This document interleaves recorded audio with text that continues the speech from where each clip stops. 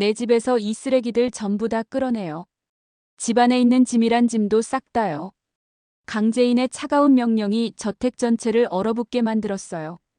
한때 YL그룹을 지배했던 황기찬과 강세리가 이삿짐 트럭 앞에서 절망에 빠져 있었죠. 하지만 이것은 그들에게 닥친 참혹한 현실의 시작일 뿐이었어요. 미술감정소에서 들려온 소식은 더욱 충격적이었죠. 세리가 그토록 아끼던 미술품들이 모두 정교한 모조품이라는 판정이 나온 거예요. 그리고 기찬에게는 더 큰 충격이 기다리고 있었어요. 태호가 지호의 친아버지라고. 태호가 들고 온 DNA 검사 결과를 본 기찬이 믿을 수 없다는 듯 중얼거렸어요. 7살 지호가 자신의 아들이 아니라는 건 알고 있었지만 친부가 태호라는 사실은 받아들이기 힘들었죠. 설상가상으로 병원에서는 위암말기라는 시한부 선고까지 받게 되었어요. 과연 이 모든 비극의 끝에는 무엇이 기다리고 있을까요? 법정에서 내려진 최종 판결은 과연 무엇이었을까요? 오늘은 거짓으로 쌓아올린 모든 것이 무너지고 진실만이 남게 되는 마지막 이야기를 함께 지켜봐요. 구독과 좋아요는 사랑입니다. 내가 이 집 주인이에요. 당신들은 불법 침입자고요. 강재인의 선언이 화려했던 YL그룹 회장 저택을 뒤흔들었어요. 평소 고급 승용차들만 드나들던 앞마당에는 낡은 이삿짐 트럭이 서 있었고 인부들이 분주하게 가구들을 실어 나르고 있었죠. 노숙자가 저택 현관 앞에 쪼그리고 앉아 있었어요. 한때 화려한 드레스를 입고 상류층 파티를 누비던 그녀의 모습은 온데간데 없었죠. 제발, 이 보석함만은. 노숙자가 낡은 보석함을 끌어안으며 애원했지만 강재인은 차갑게 고개를 저었어요. 당신 것은 하나도 없어요. 전부 다 내 아버지 것이었으니까요. 황기찬이 링거 자국이 남은 손으로 벽을 짚고 서 있었어요. 말라버린 얼굴에는 한때 YL그룹을 좌지우지했던 위험 따위는 찾아볼 수 없었죠. 제인아, 우리가 이렇게까지 해야 하나. 당신이 제 아버지한테 한 짓 생각해보세요. 그때는 어쩔 수 없었어. 강재인의 눈빛이 얼음처럼 차가워졌어요. 어쩔 수 없다고요? 제 아버지를 죽음으로 몰고 가는 게 어쩔 수 없는 일이었나요? 강세리가 무너진 화장에 흐트러진 머리로 달려왔어요. 제인아, 제발 우리 좀 살려줘. 내가 나한테 살려달라고. 강재인이 비웃으며 말했어요. 너희들이 내 가족한테 한 짓을 생각하면 이 정도도 자비로운 거야. 이삿짐 인부들이 마지막 짐을 트럭에 실으면서 한때 권력의 상징이었던 저택은 완전히 텅 비게 되었어요. 황기찬과 강세리 그리고 노숙자는 이제 갈 곳조차 없는 신세가 되어버렸죠. 이것들이 진짜라면 최소 50억은 받을 수 있을 거야. 강세리가 떨리는 손으로 미술품들을 포장하며 혼잣말을 했어요. 저택에서 쫓겨난 후 마지막 희망은 바로 이고가의 미술품들이었죠. 미술감정소 앞에서 세리는 간절한 눈빛으로 문을 바라봤어요. 감정소 안으로 들어가자 전문가가 돋보기를 들고 꼼꼼히 작품들을 살펴보기 시작했어요. 세리는 초조하게 손톱을 물어뜯으며 기다렸죠. 결과가 나왔습니다. 감정사의 목소리가 차갑게 울려 퍼졌어요. 전부 정교한 모조품입니다. 뭐라고요? 그럴 리가 없어요. 세리가 절규하며 감정사 앞으로 달려갔어요. 다시 한번 확인해 주세요. 이건 정말 유명한 작품이라고요. 마담, 저희가 실수할 리 없습니다. 이 브러쉬 터치를 보세요. 감정사가 차분하게 설명하기 시작했어요. 진품이라면 절대 나올 수 없는 붓 자국들이에요. 그리고 여기 캠퍼스 재질도 최근에 만들어진 것입니다. 아니야. 세리가 주저앉으며 머리를 감쌌어요. 그럼 저는 이제 정말 아무것도 없는 거네요. 감정사가 서류를 건네며 말했어요. 정식 감정서입니다. 유감스럽지만 이 작품들의 시장 가치는 거의 제로에 가깝습니다. 세리가 감정서를 받아들고 절망적인 표정을 지었어요. 마지막 희망의 끈마저 완전히 끊어져 버린 순간이었죠. 정말 나한테 숨기는 게 단 하나도 없어? 황기찬의 날카로운 목소리가 초라한 임시 거처를 가득 채웠어요. 한때 화려했던 저택과는 천지 차이인 좁은 원룸에서 강세리가 벽에 등을 기대고 앉아 있었죠. 오빠, 나 정말 아무것도 숨기지 않았다고. 기찬이 세리 앞으로 성큼 다가갔어요. 그의 눈빛에는 분노와 절망이 뒤섞여 있었죠. 그럼 지호는 누구 아들이야? 대체 누구 아들이냐고. 세리가 떨리는 목소리로 대답했어요. 그건 말해. 당장 말하라고. 기찬의 목소리가 점점 거칠어졌어요. 없어, 정말 없어. 맹세할게. 맹세? 기찬이 비웃으며 손을 번쩍 들었어요. 세리의 뺨에 따끔한 소리가 울려 퍼졌죠. 지호가 누구 아들인지 내가 직접 말해야겠어. 세리가 뺨을 붙잡고 눈물을 흘렸어요. 오빠. 제발. 태우야. 태우 말이야. 기찬의 외침에 세리의 얼굴이 하얗게 질렸어요. 그걸 어떻게 알았어? 이제 와서 시치미 떼지 마. 기찬이 벽을 주먹으로 내리쳤어요. 7년 동안 내가 얼마나 지호를 아꼈는데.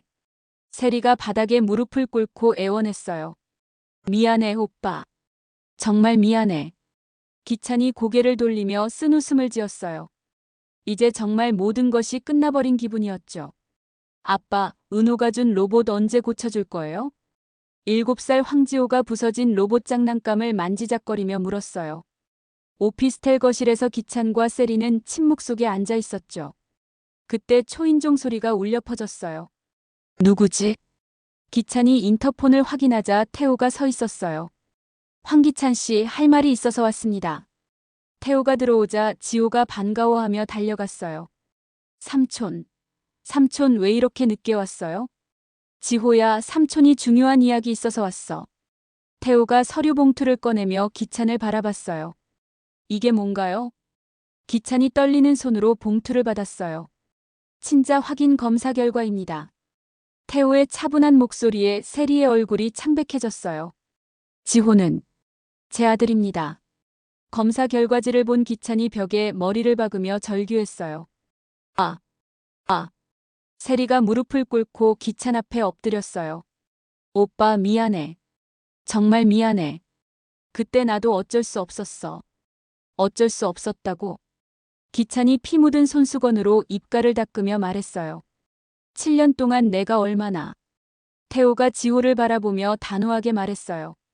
지호, 아빠가 데리러 왔어. 아빠? 삼촌이 아빠예요? 순진한 지호의 질문에 어른들의 마음이 더욱 아팠어요.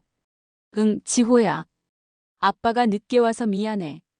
기찬이 주저앉으며 중얼거렸어요. 그럼 나는 뭐야? 나는 대체 뭐냐고. 지호는 더 이상 당신들과 함께 있을 수 없어요. 태호의 단호한 선언이 오피스텔을 얼어붙게 만들었어요. 강세리가 지호를 끌어안으며 절규했죠. 안 돼. 지호는 내 아들이야. 생물학적으로는 제 아들입니다. 태호가 차갑게 말하자 세리가 더욱 격렬하게 반응했어요. 태호 씨, 제발. 지호 없으면 나는 정말 죽어버려. 그동안 지호한테 어떻게 했는지 다 알고 있어요. 지호가 혼란스러운 눈으로 어른들을 번갈아 봤어요. 엄마, 왜 울어? 아빠도 왜 화났어? 지호야, 괜찮아. 엄마가 다 해결해 줄게. 세리가 눈물 범벅이 된 얼굴로 지호를 달랬어요. 하지만 태호는 더욱 단호했죠. 지호야, 아빠랑 새로운 곳에서 살자. 새로운 곳이요? 엄마도 같이 가요? 지호의 순진한 질문에 태호가 고개를 저었어요. 아니야, 지호. 아빠랑 둘이서만. 싫어요. 엄마 없으면 싫어요. 지호가 세리에게 더욱 꽉 달라붙었어요. 지호야, 괜찮아. 아빠가 더 좋은 환경에서 키워줄게. 황기찬이 피 묻은 손수건을 입에 대며 중얼거렸어요. 그래. 그게 맞아. 여기서는 안 돼. 세리가 황기찬을 향해 소리쳤어요. 오빠까지 왜 그래? 지호는 우리 아들이잖아. 우리 아들이 아니야. 애초에 우리 아들이 아니었어. 태호가 지호의 손을 잡으며 일어섰어요. 지호야, 아빠랑 가자. 새 집에 가면 더 재밌는 장난감도 많이 사줄게. 지호가 엄마를 돌아보며 눈물을 글썽였어요. 이별의 순간이 다가오고 있었죠. 왜 자꾸 이런 증상이 심해지는 거야? 황기찬이 병원 복도 의자에 힘없이 앉아 중얼거렸어요. 진료실에서 나온 그의 얼굴은 창백했고 손에는 또 다른 검사 결과지가 들려 있었죠. 김도윤이 병원 복도를 지나가다 황기찬의 모습을 발견했어요. 평소와는 다른 초라한 모습에 도윤의 눈길이 머물렀죠. 저 사람이 왜 여기에? 기찬이 고개를 떨구고 앉아있는 모습이 심상치 않았어요. 도윤이 조심스럽게 다가가려던 순간 기찬이 일어나 휘청거리며 걸어갔죠. 도윤이 아는 의사 선배를 찾아갔어요. 선배님, 잠깐 물어볼 게 있는데요. 뭔데? 황기찬이라는 환자 아세요? 방금 진료받고 나간 것 같은데. 의사가 잠시 망설이다가 한숨을 쉬었어요. 도윤아, 너도 알다시피 환자 정보는. 제발요, 선배님. 정말 중요한 일이에요. 의사가 주변을 둘러보고 조용히 말했어요. 위암 말기야. 이미 전이가 많이 진행됐어. 길어야 1년. 정말요? 응. 오늘 재검사 결과가 나왔는데 더 악화됐더라고. 몇 시간 후 강재인의 사무실에서 도윤이 보고했어요. 재인 씨, 황기찬 위암 말기래요. 뭐라고요? 길어야 1년 보나 봐요. 오늘 재검사 받았는데 상태가 더 안 좋아졌대요. 재인이 잠시 침묵한 후 차가운 표정을 지었어요. 그래서요? 도윤이 재인의 차가운 반응에 당황했어요. 지호야, 아빠랑 새로운 곳에서 행복하게 살자. 태호가 7살 지호의 손을 잡고 공항 출국장으로 걸어가고 있었어요. 지호는 작은 가방을 메고 주변을 신기하게 둘러보고 있었죠. 아빠, 비행기 정말 타는 거예요? 응, 지호야. 아주 멋진 곳으로 갈 거야. 그때 뒤에서 절규하는 소리가 들려왔어요. 지호야, 지호야. 강세리가 흐트러진 머리에 울고 부른 얼굴로 달려오고 있었어요. 사람들이 돌아볼 정도로 처참한 모습이었죠. 엄마. 지호가 반가워하며 세리를 향해 달려가려 했지만 태호가 꽉 잡았어요. 태호야, 제발. 나도 데려가.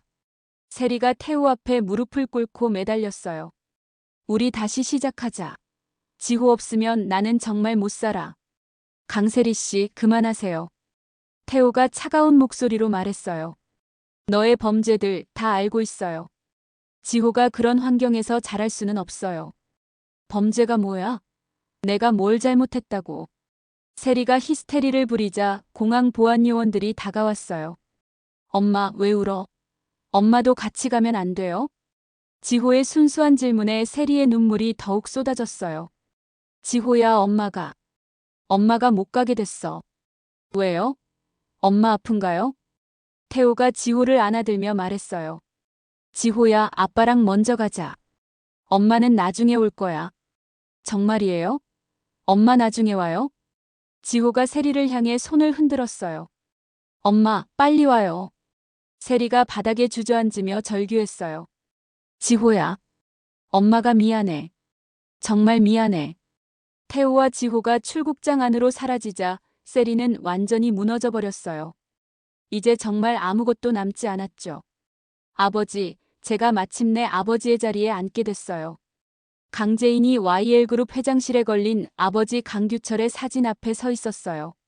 넓고 화려한 회장실은 이제 완전히 그녀의 것이 되었죠. 김도윤이 큰 꽃다발을 들고 들어왔어요. 재인 씨, 축하해요. 정말 길고 힘든 싸움이었는데. 고마워요, 도윤 씨. 당신이 없었다면 불가능했을 거예요. 재인이 아버지 사진을 바라보며 속삭였어요. 아빠가 저를 위해 남기신 이 회사 이제야 되찾았어요. 도윤이 꽃다발을 책상 위에 놓으며 말했어요. 강규철 회장님도 하늘에서 기뻐하실 것 같아요. 그럴까요? 제가 너무 잔혹하게 복수한 건 아닌지. 재인의 눈에 잠시 복잡한 감정이 스쳤어요. 재인 씨, 당신은 정당한 일을 한 거예요. 정당한 일. 재인이 회장 의자에 앉으며 깊이 숨을 내쉬었어요. 이 자리에 앉을 때까지 얼마나 많은 사람들이 상처받았는지 모르겠어요. 그건 황기찬과 강세리가 먼저 시작한 일이에요. 창밖으로 보이는 서울 시내 풍경이 한눈에 들어왔어요. 도윤 씨. 네. 이제 정말 끝난 걸까요? 모든 게 끝난 걸까요? 도윤이 재인의 어깨에 손을 얹으며 말했어요. 네, 재인 씨. 이제 새로운 시작이에요. 재인이 아버지 사진을 다시 한번 바라봤어요. 아빠, 이제 편히 쉬세요. 딸이 아빠의 회사 잘 지켜낼게요. 회장실 안에 잠시 정적이 흘렀어요. 복수의 끝에서 느끼는 묘한 허전함이었죠. 피고인 황기찬, 강세리에 대한 판결을 선고하겠습니다. 법정안이 긴장감으로 가득 찼어요. 기자들과 방청객들이 숨을 죽이고 판사의 입을 바라보고 있었죠. 황기찬은 수척하게 마른 얼굴로 피고인석에 앉아 있었고 강세리는 떨리는 손으로 손수건을 움켜쥐고 있었어요. 피고인 황기찬은 횡령, 배임, 살인교사 등의 혐의로 징역 15년을 선고합니다. 법정 안에 웅성거리는 소리가 울려 퍼졌어요. 피고인 강세리는 공모, 사기, 아동학대 등의 혐의로 징역 12년을 선고합니다. 아니야. 이게 다 강재인 때문이야. 세리가 갑자기 일어나 소리를 질렀어요. 강재인이 우리를 함정에 빠뜨린 거라고. 우리는 피해자야. 법정 경비가 달려와 세리를 제지했지만 그녀의 절규는 계속됐어요. 내가 뭘 잘못했다고. 내가 뭘 잘못했다고. 반면 황기찬은 고개를 푹 숙이고 조용히 앉아 있었어요. 피고인 황기찬 할 말 있습니까? 판사가 물었지만 기찬은 한참 침묵하다가 작은 목소리로 말했어요. 미안합니다. 재인아. 정말 미안해. 방청석에 앉아있던 강재인이 그 말을 들었어요. 하지만 그녀의 표정에는 변화가 없었죠. 재판부는 피고인들의 범행이 계획적이고 악질적임을 인정하여 위와 같이 선고합니다. 판사가 마지막 선고를 내리자 세리가 다시 한번 절규했어요. 억울해. 이건 억울하다고. 기찬은 수갑을 차면서도 재인을 바라봤어요. 그의 눈빛에는 후회와 참회가 가득했지만 이미 모든 게 늦어버렸죠. 법정을 나서는 재인의 뒤로 세리의 울부짖음이 계속 들려왔어요. 아버지, 이제 정말 모든 게 끝났어요. 강재인이 아버지 강규철의 묘소 앞에 무릎을 꿇고 흰 국화꽃을 올렸어요. 가을바람이 불어와 그녀의 머리칼을 흔들었죠. 김도윤이 조용히 다가와 재인의 곁에 서서 함께 묘소를 바라봤어요. 아빠를 괴롭혔던 사람들 모두 벌받았어요. 이제 편히 쉬셔도 돼요. 재인의 목소리가 떨렸어요. 오랜 복수가 끝난 지금 오히려 마음이 공허했죠. 재인 씨 괜찮아요? 도윤이 걱정스러운 목소리로 물었어요. 네. 그런데 이상해요. 복수가 끝났는데 마음이 시원하지 않아요.